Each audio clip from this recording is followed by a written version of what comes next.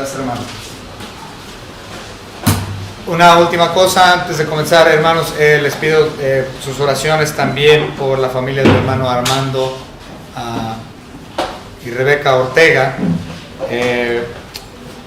Ellos tuvieron otra muerte en la familia. El día de ayer murió una tía del hermano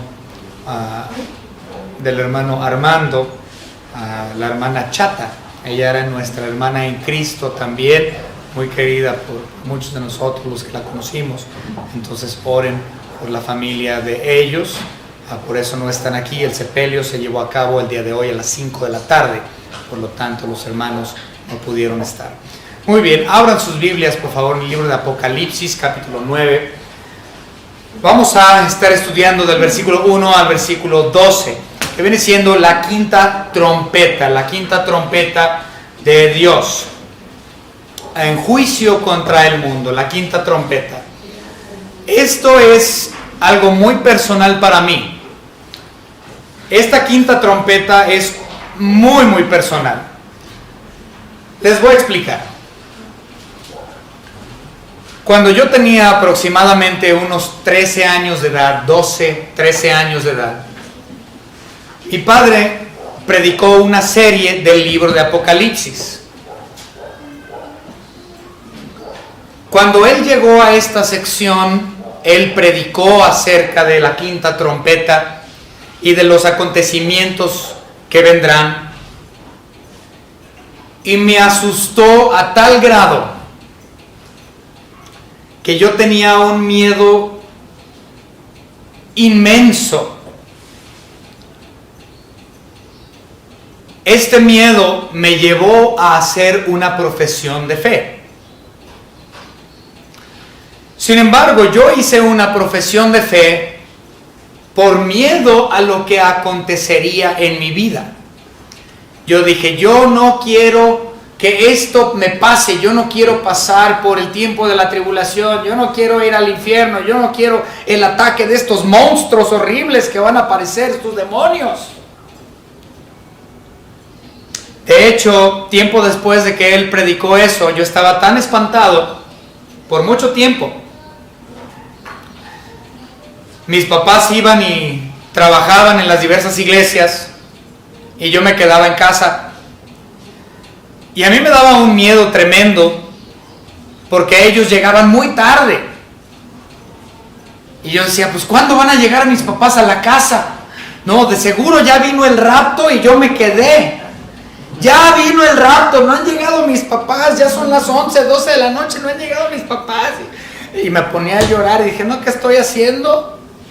Dije, ya sé cómo le voy a hacer para asegurarme que el rapto no ha venido.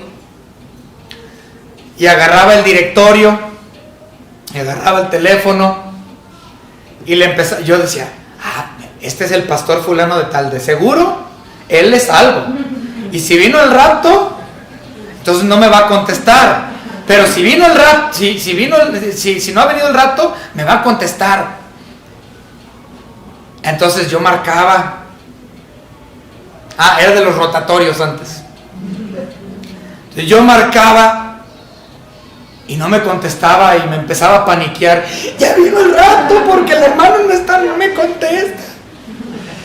Y decía, no, le voy a marcar a otro. Y le marcaba a otro.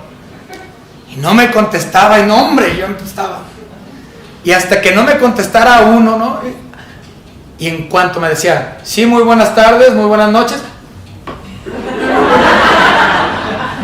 Y les colgaba sin decir nada. Recuerden que antes no había identificador de teléfono, no sabían quién hablaba. Me contestaban. Me emocionaba porque el rapto no había venido. Unos meses después de eso, en un campamento hice profesión de fe, pero mi profesión de fe fue falsa. Yo no recibí a Cristo en ese momento. Yo hice una profesión de fe basada sobre mi pánico, basada en mi miedo. Yo no entendía la doctrina de la salvación. No entendía qué era soteriología. Yo no entendía regeneración. Yo no entendía arrepentimiento. Yo no entendía imputación, yo no entendía adopción, yo no entendía santificación, justificación. Nada de eso yo comprendía. Yo hice una profesión de fe porque a mí me convenía, porque yo no quería ir al infierno. Entonces hice una profesión de fe falsa, sin el entendimiento de la salvación. No fue sino hasta que yo llegué a ser adulto que comprendí y fui salvo. Por lo tanto, esta sección es muy personal para mí, la quinta trompeta para ser específico. Y espero que sea de bendición para ustedes en esta tarde el entendimiento de esta sección. Lo último que nosotros vimos en el capítulo 8 fue el versículo 13. Vamos a leerlo rápidamente. Y miré y oí a un ángel volar por en medio del cielo diciendo a gran voz: ¡ay, ay, ay! De los que moran en la tierra a causa de los otros toques de trompeta que están para sonar los 3 ángeles. Aquí menciona 3 ayes: ay, ay, ay. Estos 3 ayes son las últimas 3 trompetas, es decir, la quinta trompeta sonada, que es lo que vamos a estudiar, es el primer ay. El sexto es el segundo ay. Y la séptima trompeta es el tercer ay que falta por sonar. Cuando se refiere a ay o los ayes, es una idea de miseria. Por ejemplo, ¡ay de mí! ¡Ay! Yo, un pobre, miserable pecador, como dijo Pablo en Romanos capítulo 7. Pero en este caso es un ay que da el ángel por la muerte y lo terrible que va a ser el tiempo de los 7 años de la tribulación. Esta destrucción horrible que habrá en contra de la humanidad. Millones y millones, de hecho, una tercera parte de la humanidad va a morir.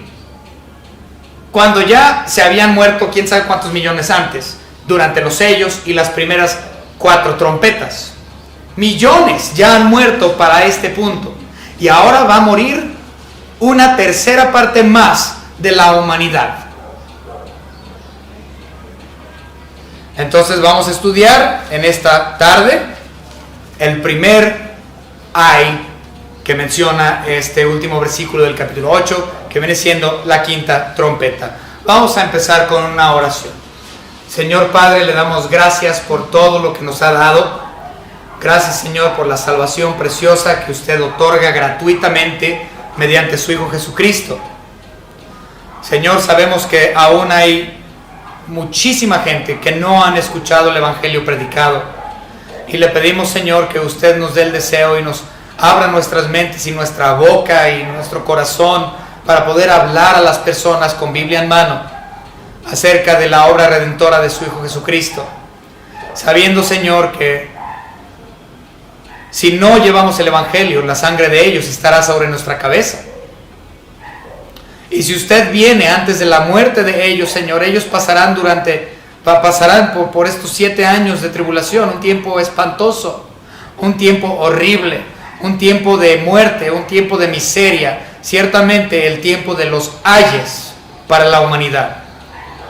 Le pedimos, Señor, que su Espíritu Santo esté laborando el día de hoy, en este momento, en las vidas y corazones de personas que están escuchando el Evangelio predicado, no nada más en nuestra iglesia local, sino en todas las iglesias alrededor del mundo que predican la sana doctrina, para que aquellos que escuchen comprendan y sean movidos a la salvación por parte de su Espíritu Santo, que sean convencidos de pecado, que vengan al arrepentimiento y al conocimiento de su Hijo Jesucristo. En el nombre de nuestro Señor Jesucristo se lo pedimos, se lo agradecemos. Amén. Versículo 1, capítulo 9 de Apocalipsis. El quinto ángel tocó la trompeta y vio una estrella que cayó del cielo a la tierra y se le dio la llave del pozo del abismo.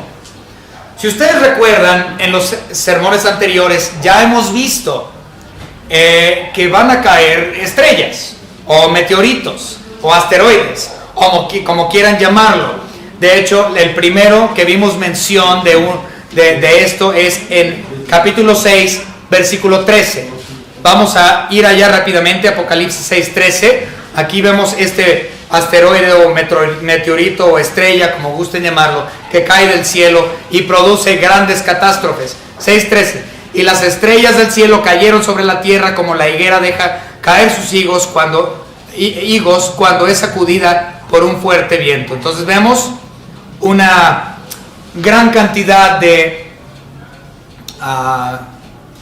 estos, porque es en plural, de estrellas o meteoritos que van a caer o descender sobre el cielo durante el sexto sello, que es de lo que menciona aquí. Vimos también cuerpos celestiales cayendo también. Ahora, cuerpos celestiales no me refiero a un planeta cayendo, nos estamos refiriendo a cuestiones como nuevamente meteoritos o algo similar que va a caer en juicio contra este planeta. El siguiente que vimos fue en el capítulo 8, versículo 8. Dice la palabra de Dios: esta es la segunda trompeta. El segundo ángel tocó la trompeta y como una gran montaña ardiendo en fuego fue precipitada en el mar, y la tercera parte del mar se convirtió en sangre. Entonces otro cuerpo que también cae, una masa que cae y desciende y cae en el océano. Sin embargo, esta estrella que cae es diferente. Esta estrella no es una masa o una piedra que viene del espacio o un asteroide. Esta estrella es algo diferente, porque a diferencia de las que vimos previo, esta estrella tiene inteligencia. Es decir, que no es una estrella literal. Vamos a ver. Nos vamos a adelantar un poco. Versículo 2. Bueno, perdón. Sí, versículo 2. Y abrió el pozo del abismo, y subió humo del pozo como humo de gran horno, y se oscureció el sol y el aire por el humo del pozo. ¿Cómo sabemos entonces que esta estrella tiene inteligencia? Porque se le da una llave. Y esta estrella o este personaje usa esa llave para abrir el pozo del abismo. Por lo tanto, es un ser vivo, no es un asteroide como los que vimos anteriormente. Este es un ser vivo con inteligencia, el cual Dios le da una llave para que él vaya y abra el pozo del abismo, y va y lo hace. Muchas personas, muchísimos, afirman que esta estrella en realidad no es nada más ni nada menos que Satanás. Si nosotros vamos a Isaías capítulo 14, donde vemos la caída de Satanás, también lo pueden ver en Ezequiel capítulo 28, pero ahorita nos vamos a enfocar en Isaías capítulo 14 y versículo 12. Vemos cómo se le llama a Satanás. ¿Cómo caíste del cielo, oh lucero? Es decir, estrella, hijo de la mañana. Entonces a Satanás se le llama lucero, es decir, estrella. Entonces, a causa del nombre de Satanás, que se llama lucero, muchos creen que este es de quien habla Apocalipsis capítulo 9, que él es la estrella al cual Dios le da la llave del abismo. Pero recuerden, ¿cómo es que Dios le va a dar a Satanás la llave del abismo? Muchos asumen que Satanás está en el infierno. Recuerden que esto es una total mentira. Satanás no ha pasado ni un solo día en el infierno. De hecho, nos dice el libro de Job que Satanás está enfrente del trono de Dios acusando a los creyentes. Es decir, que Satanás aún sigue en el cielo. Satanás está en el cielo, delante de la presencia de nuestro Señor Dios, acusando a los santos, a los salvos, diciendo: mira Dios lo que hizo tu hijo, mira Dios lo que hizo tu hija, volvió a pecar y tú dices que son buenos. Imagínense la paciencia que Dios debe de tener de estar escuchando a su archienemigo enfrente de él, sin parar acusando a los hijos de Dios. Ahí es donde se encuentra Satanás. Aparentemente Dios le va a dar a Lucero una llave, y Satanás va a utilizar esta llave para abrir este abismo. Cuando dice el versículo 1, el pozo del abismo, este es el lugar de tormento al cual se refiere, y será abierto, y cuando éste se abra, dice el versículo 2, y abrió el pozo del abismo y subió humo del pozo como humo en gran horno. Lugar de tormento. Estamos hablando del Seol, específicamente el Hades, donde todos aquellos que han muerto sin Cristo hasta el día de hoy han sido enviados a ese lugar. Y aparentemente en ese lugar de tormento hay una gran cantidad de demonios. No porque ellos estén en el infierno como castigo, sino porque ellos están en el infierno para atormentar a los que han muerto sin Cristo.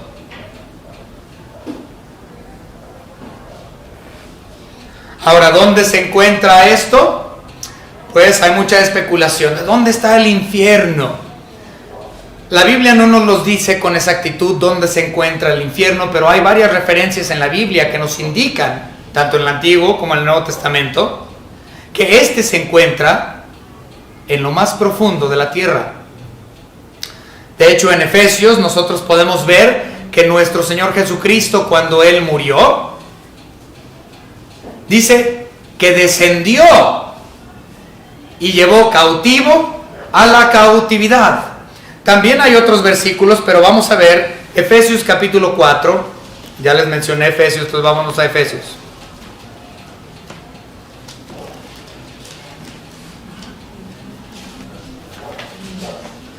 Efesios capítulo 4 y versículo 9. Dice la palabra de Dios: y eso de que subió, ¿qué es?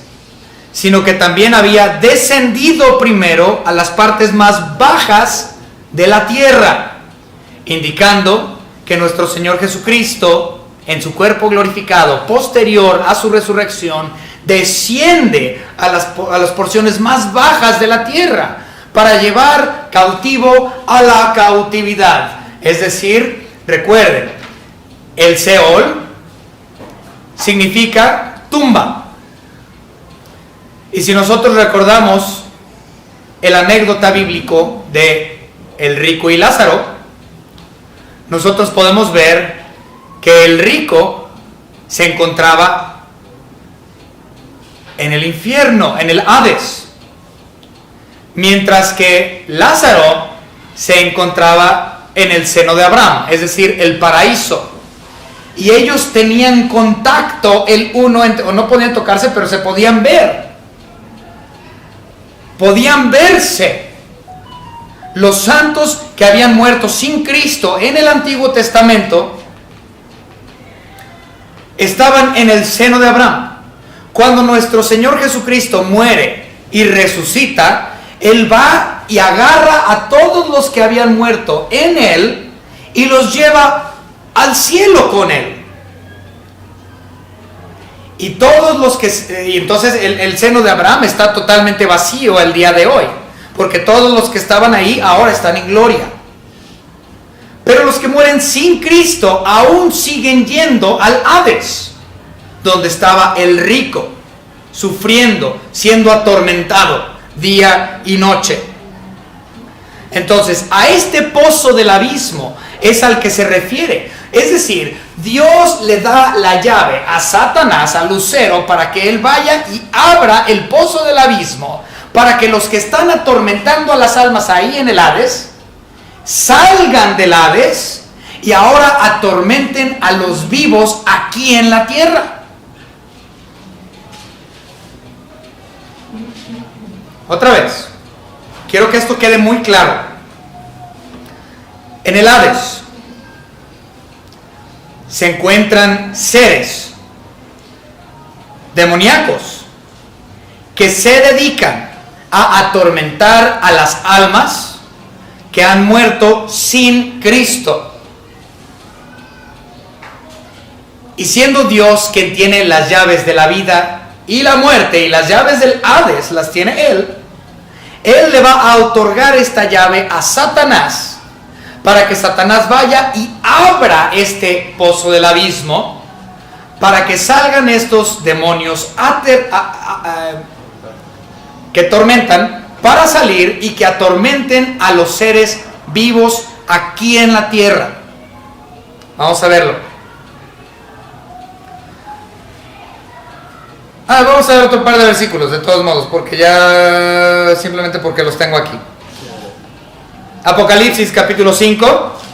Estábamos hablando de dónde se encuentra el Hades. Apocalipsis capítulo 5, versículo 3. Hablando del librito, que nadie es digno para abrir el libro de los sellos, que ya habíamos estudiado eso. Entonces 5:3. Y ninguno, ni en los cielos, es decir, los ángeles buenos, ni en la tierra, es decir, los seres humanos, ni debajo de la tierra, es decir, los demonios que atormentan, podían abrir el libro ni aún mirarlo. Entonces, estamos hablando de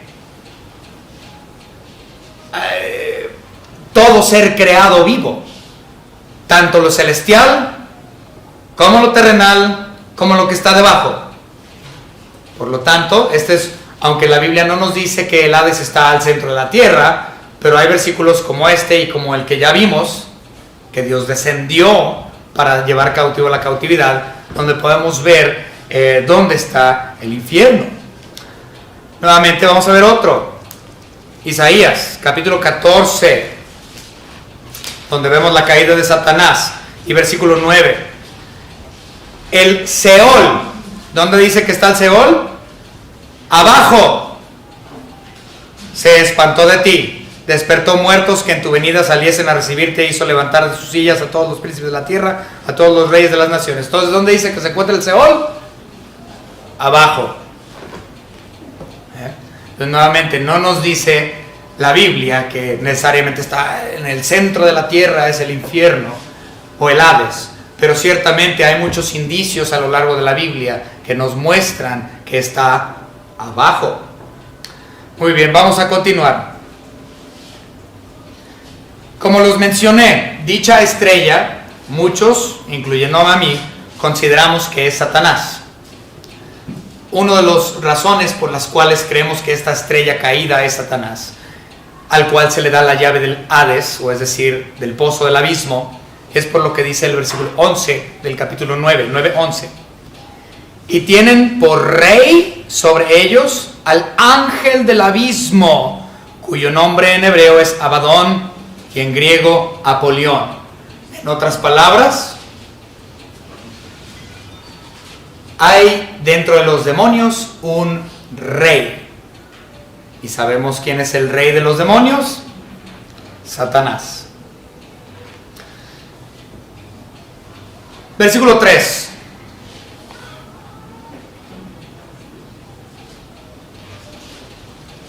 Y del humo salieron langostas sobre la tierra, y se les dio poder como tienen poder los escorpiones de la tierra.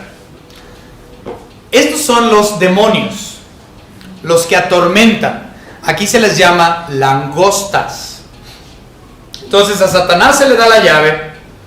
Él va y abre el pozo del abismo. Cuando él abre el pozo del abismo, sale humo, muchísimo, oscurece el sol. Y salen estas langostas oscureciendo el sol. Yo no sé si ustedes han visto un enjambre de langostas, pero son millones de millones de millones. Tantos, a mí me ha tocado ver que se ve oscuro el cielo por la cantidad de langostas que hay. Hace unos años aquí en Avenida de Guadalupe y Periférico, en los terrenos que hay ahí, íbamos viniendo mi familia y yo hacia la iglesia y se veían así negros, todos estaban volando, negro se veía, lleno de langostas. Lo describe como una plaga a estos demonios que van a salir de este pozo del abismo. Tantos que van a oscurecer el sol. Y como todas las otras trompetas que vimos antes de esta quinta, hay una similitud muy grande entre las 10 plagas de Egipto con las trompetas. Y en este caso también podemos ver que había una plaga de langostas entre las 10 plagas de Egipto, que viene siendo la octava plaga. Vamos rápidamente a verlo, Éxodo capítulo 10. Ahora, en Egipto, sin embargo, esta plaga de langostas era totalmente literal, fueron langostas. Mientras que aquí en Apocalipsis, estas no son langostas literales, sino que son demonios mismos. Vamos a ver Éxodo capítulo 10, versículo 14 y 15, y podemos ver la octava plaga de Egipto, que es la plaga de langostas. Y subió la langosta sobre toda la tierra de Egipto y se asentó en todo el país de Egipto en tan gran cantidad como no la hubo antes ni la habrá después. Y cubrió la faz de todo el país y oscureció la tierra y consumió toda la hierba de la tierra. Que eso es importante porque en este caso, estas langostas no pueden consumir nada verde. Y ahorita lo vamos a leer. Y todo el fruto de los árboles que había dejado el granizo, no quedó cosa verde en árboles, ni en hierba del campo, en toda la tierra de Egipto, a causa de este juicio o plaga de langostas. Pero a estas langostas están limitadas. Y Dios le dice a estas langostas, no tiene permitido tocar nada verde. Porque sus víctimas de estas langostas no son la fauna, no son los campos, no son la vegetación. Las víctimas de estas criaturas demoníacas son la humanidad misma. Vamos a ver el versículo 4. Y se les mandó que no dañasen a la hierba de la tierra, ni cosa verde alguna, ni a ningún árbol, sino solamente a los hombres que no tuviesen el sello de Dios en sus frentes. Entonces, a diferencia de la langosta literal en la plaga de Egipto, estos son langostas cuyas víctimas es el ser humano y no la flora, perdón, dije fauna hace un momento, la flora, es decir, la vegetación. Son distintos, no son langostas naturales. Tantos que van a oscurecer el sol. Ahora el versículo los compara el versículo 3 que leímos, lo compara con escorpiones de la tierra. ¿Por qué? No sé si usted ha sido picado por un alacrán, pero duele. Duele mucho. En muchos casos, a las personas que son alérgicas, empiezan a echar espuma por la boca, los terminan llevando al hospital, los ojos se les van en blanco, pierden conocimiento, se ponen muy mal. Y en muchos casos incluso hay muerte de un animal tan pequeño como lo es el alacrán, o en este caso el escorpión que menciona. Entonces, la humanidad va a estar en gran miseria y dolor. Se me olvidó mencionar, esta sección de los 3 ayes, es decir, la quinta, la sexta y la séptima trompeta, son altamente asociados con el libro de Joel. ¿Okay? El libro de Joel es muy importante en todo esto de los quinta, sexta y séptima trompeta. Es decir, primero, segundo y tercer ay. El libro de Joel nos habla específicamente del tercer ay, es decir, de la séptima trompeta. Es el más parecido con ese. Pero el libro de Joel nos habla del día del Señor. Y nosotros sabemos que cuando el Antiguo Testamento menciona el día del Señor, se refiere a los 7 años de tribulación, se refiere al tiempo de juicio de Dios contra la humanidad. Entonces vamos a ver a Joel, vámonos rápidamente a Joel, a ver si lo encuentro, está bien chiquitito. Ay, casi. Oseas, Joel, capítulo 2, y vamos a leer versículo 2 y versículo 4. Joel 2:2 y 2:4. 2:2 dice: día de tinieblas y de oscuridad, día de nube y de sombra, como sobre los montes se extiende el alba, así vendrá un pueblo grande y fuerte, semejante a él no lo hubo jamás, ni después de él lo habrá en años de muchas generaciones. 4. Su aspecto como aspecto de caballos, y como gente de a caballos correrán. Entonces ahorita vamos a hablar acerca de esto, de su aspecto como de caballos, porque esto también tiene que ver con lo que vamos a ver en unos momentos. Entonces todo lo que es Joel tiene referencia a este asunto de los 3 ayes o estas últimas 3 trompetas. Ahora el versículo 4 ya lo leímos. Yo les mencioné que están limitadas en su ataque solamente a la humanidad, pero específicamente a la humanidad que no están sellados. ¿A quién se refiere? Es decir, a los que no son salvos. Durante ese tiempo, es decir, los 7 años de tribulación, recuerden, las personas van a poder aceptar a Cristo como su Salvador. El Espíritu Santo va a seguir trabajando y va a seguir convenciendo a personas de pecado y de juicio, y los va a llevar a los pies de Cristo Jesús. Y millones de millones van a ser salvos durante esos 7 años de tribulación. Pero a lo que se refiere esto es, y entonces los sellados vienen en 2 grupos. El primer grupo, obviamente, ya lo estudiamos, que son los famosísimos 144,000 sellados de Israel.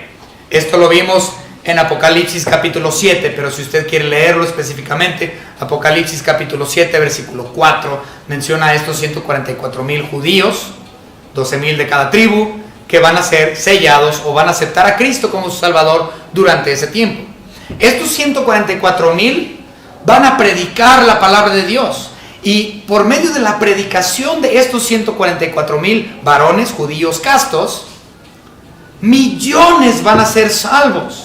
Y ellos son santos, es decir, los santos de la tribulación, los cuales también son sellados por Dios.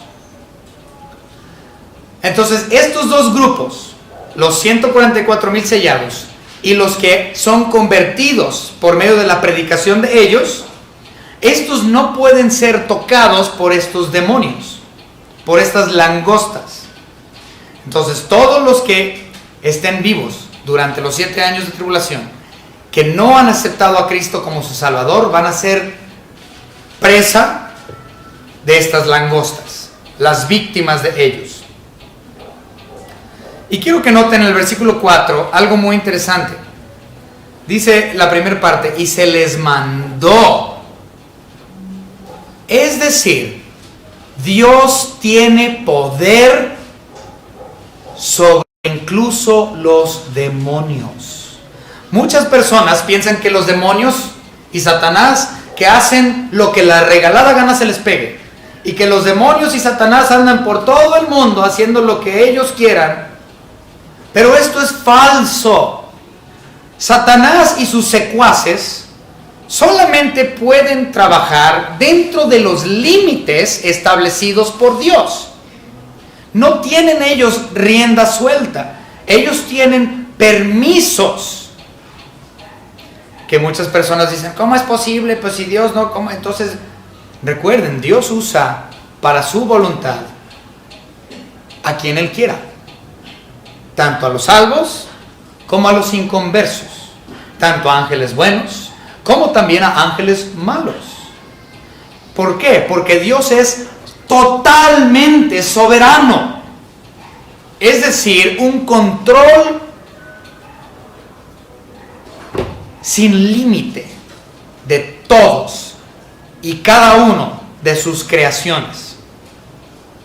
Nadie puede mover un dedo sin el permiso o la autoridad de Dios. En este caso, Dios los está limitando y les dice: no me toquen hierbas verdes, no me toquen la flora, no me toquen la vegetación, nada más toquen a los que no son sellados, los que no son salvos. Eso es muy interesante, eso nos muestra la soberanía y el poder de Dios. Versículo 5. Y les fue dado no que los matasen, sino que los atormentasen 5 meses, un tiempo corto. Y su tormento era como tormento de escorpión cuando hiere al hombre. Agonía, agonía pura, doloroso. Y Dios les dice: 5 meses ustedes van a estar haciendo eso. Muchas personas dicen: bueno, ¿por qué 5 meses? ¿Qué tiene que ver 5 meses? Eso es interesante. La vida de la langosta común es de 5 meses. Esa es la duración promedio de una langosta literal. 5 meses. Las langostas usualmente salen en tiempos de lluvia y en tiempos de calor. Usualmente entre los meses de mayo a septiembre, o también podríamos decir de abril a agosto. Son más o menos los meses donde estos animales o estos insectos hacen sus labores. ¿Okay? Entonces, al igual que el insecto literal, que nada más tiene una vida de 5 meses, estos también solamente pueden trabajar o destruir por un total de 5 meses.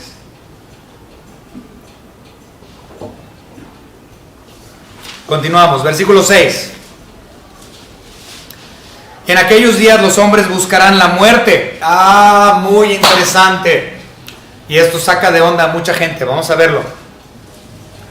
Y en aquellos días los hombres buscarán la muerte, pero no la hallarán, y ansiarán morir, pero la muerte huirá de ellos.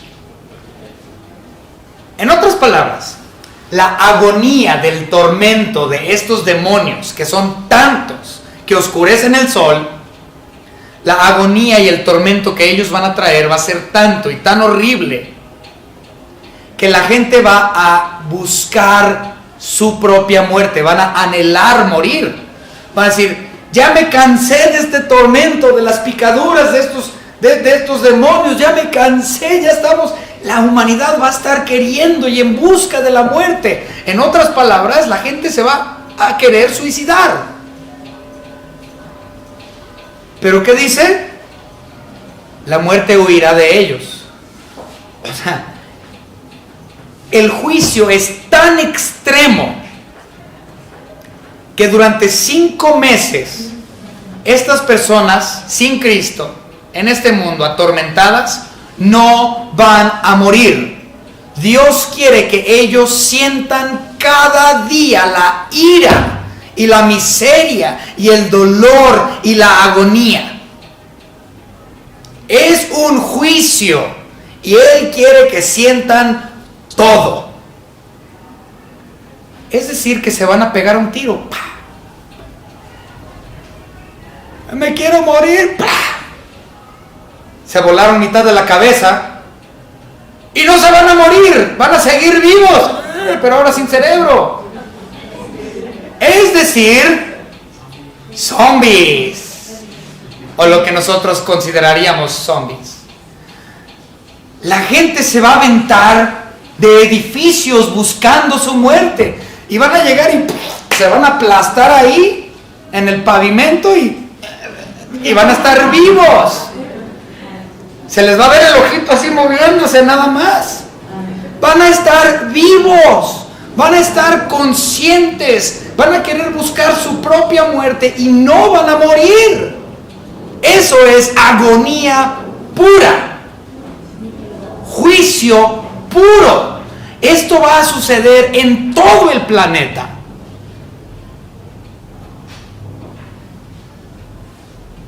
¿Ya ven por qué me espantaba de niño?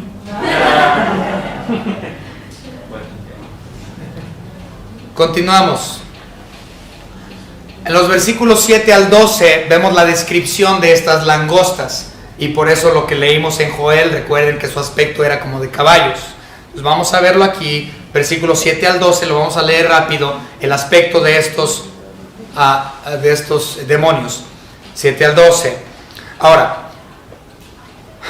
antes de comenzar, recuerden, muchas personas, yo fui uno cuando era niño,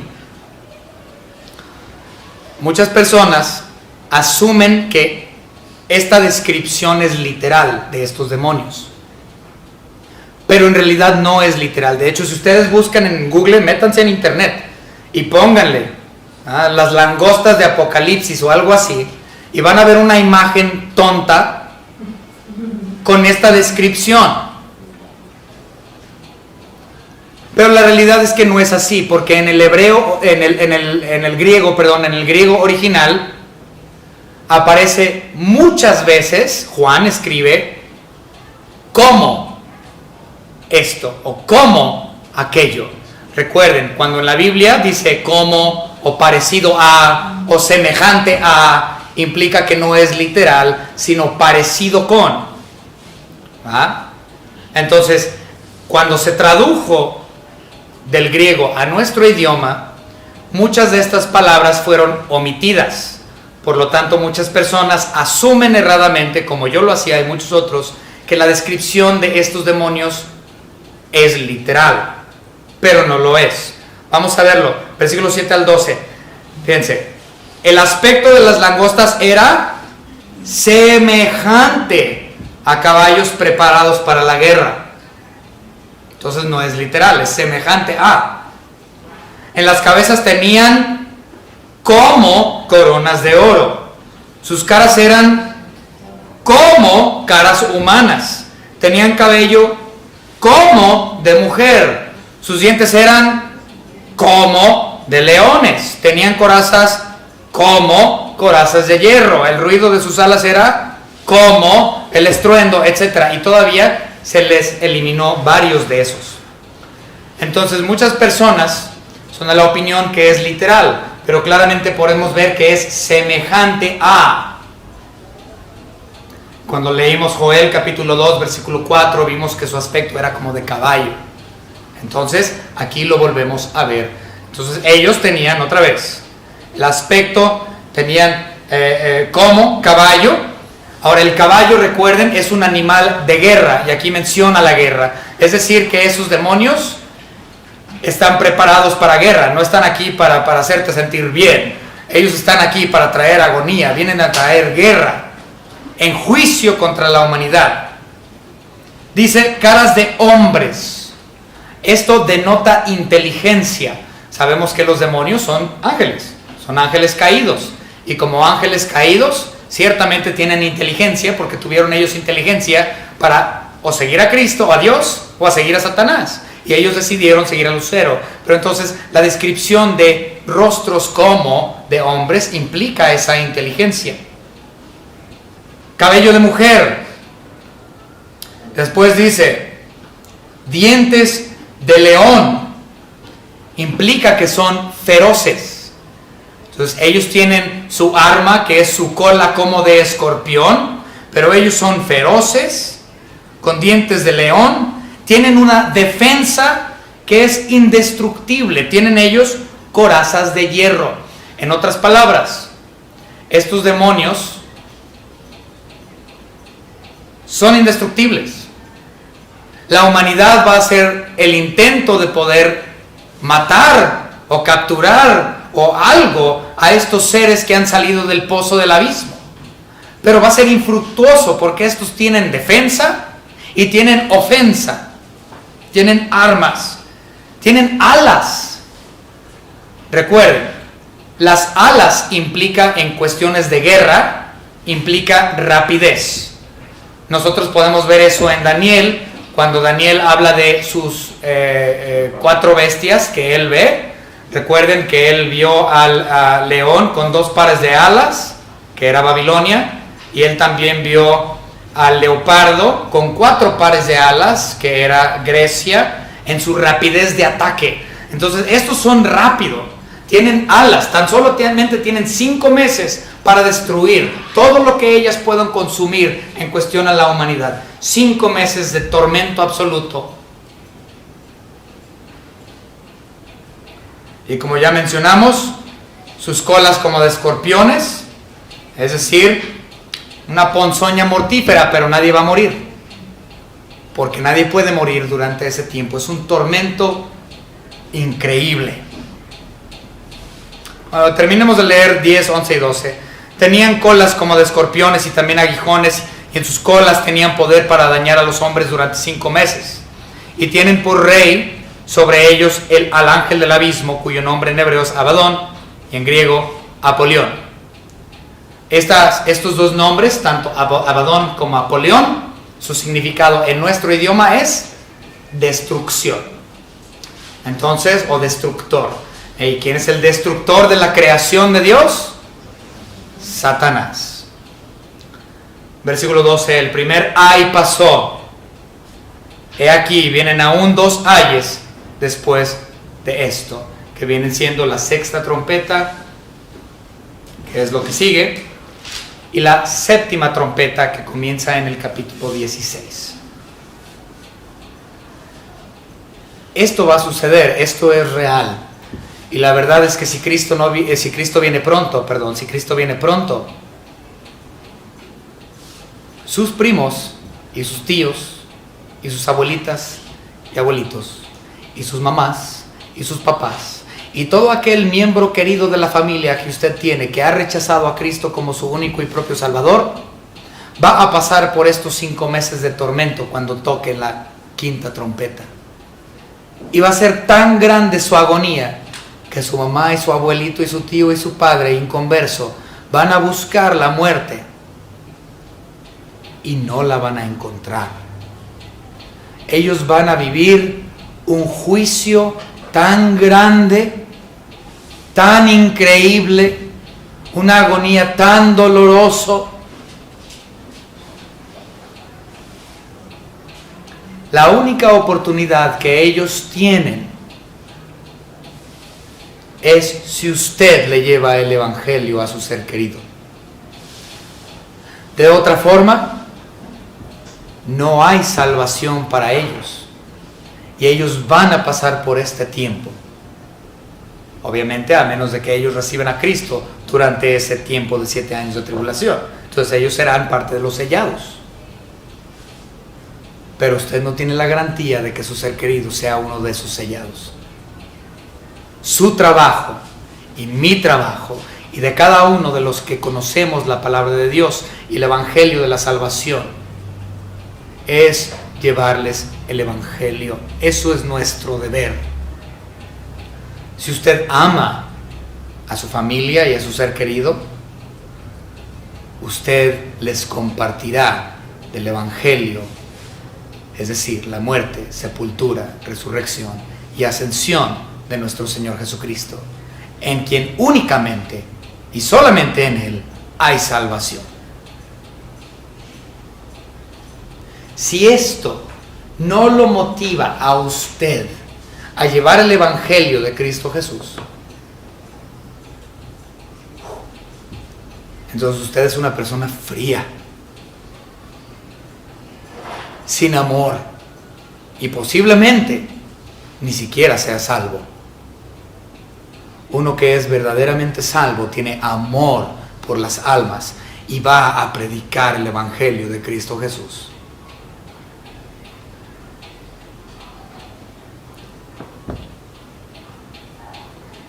Esto debe de estremecer el corazón de cualquier persona para que nosotros entendamos la realidad y la dureza del juicio venidero. Esto nos debe de traer a nuestras rodillas en lágrimas. Yo todavía tengo familiares que no son salvos. Tengo una sobrina y un sobrino que no han recibido a Cristo como Salvador. Y yo los quiero mucho. Mi sobrina dice que es atea. Y me duele. Porque yo sé que si ella no recibe a Cristo, ella va a pasar por este tiempo en vida. ¿Y saben qué es lo peor? Después de esto, ellos morirán eventualmente y tendrán todavía una eternidad en el infierno. Entonces van a tener un infierno en vida y en muerte por la eternidad. Yo sé que al igual que yo, usted tiene familiares que no son salvos. Espero que el Espíritu Santo el día de hoy los ha movido a comprender esto y que usted abra la boca y abra la Biblia y dé el Evangelio a cualquier persona que se le ponga enfrente. Vamos a orar. Señor, gracias le damos por sus planes futuros. Señor, sabemos que usted va a hacer su voluntad siempre. Y que su voluntad es que este mundo sea puesto bajo juicio por el rechazamiento de su Hijo Jesucristo en la cruz del Calvario, su obra redentora. Y ese juicio viene de una manera muy fea sobre este planeta. Le pedimos, Señor, que nuestros familiares, si usted, Señor, los ha llamado y los ha predestinado, los ha escogido para salvación, los ha ordenado para salvación, nuestros familiares sean salvos, Señor, pronto, bajo su tiempo, claro. Pero, Señor, que nosotros podamos abrir nuestras bocas y predicar sin miedo a estos familiares, a estos amigos, a estos vecinos, y explicarles el sufrimiento que ellos tendrán si rechazan la obra redentora de su Hijo Jesucristo. Le pedimos esto, Señor, en el nombre de su Hijo Jesucristo, nuestro único y propio Salvador. Amén.